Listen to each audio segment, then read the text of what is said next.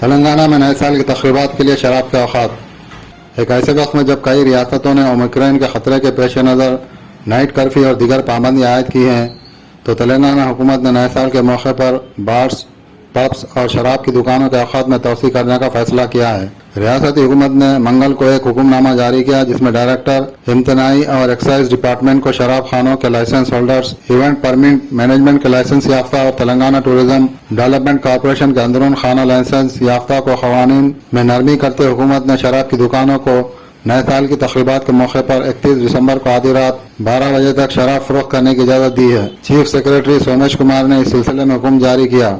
ये एक ऐसे वक्त में आया है जब दिल्ली, महाराष्ट्र, कर्नाटक और उत्तर प्रदेश जैसी रियासतों ने कोविड-19 की सूरत हाल के पेश नज़र रात के कर्फ्यू समेत पाबंदी आयद की हैं।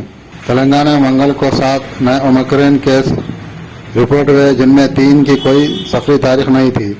नए केसेस ने रियासत में कोविड-19 के नए केसेस की तादाद को 62 तक पहुंचा दिया।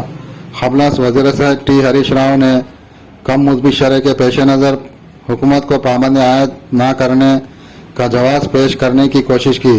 इन्होंने कहा कि मरकज़ ने सिर्फ इन रियासतों को मशवरा दिया है जिनके पास 10% या इससे ज़्यादा कोविड पॉजिटिव की शरह है, वो पाबंदी आयद करें। इन्होंने कहा कि हमारी मुस्बित शरह सिर्फ 0.6% है और दरअसल ये गुज़िश्ता हफ्ते के मुकाबले में कम हुई है।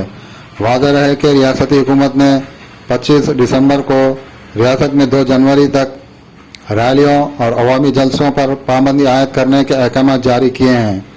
ये अहकाम तेलंगाना हाई कोर्ट की तरफ से अवामी इज्तिमात पर पाबंदी आयद करने की हिदायत के बाद जारी किए गए थे। ताहम रियासत ने नए साल की तक़रीबात पर पाबंदी नहीं लगाई है। हाई कोर्ट ने 23 दिसंबर को रियासती हुकूमत को हिदायत दी थी कि ओमिक्रॉन के पेश नज़र त्योहारों और नए साल की तक़रीबात के दौरान पाबंदियाँ लगाएँ।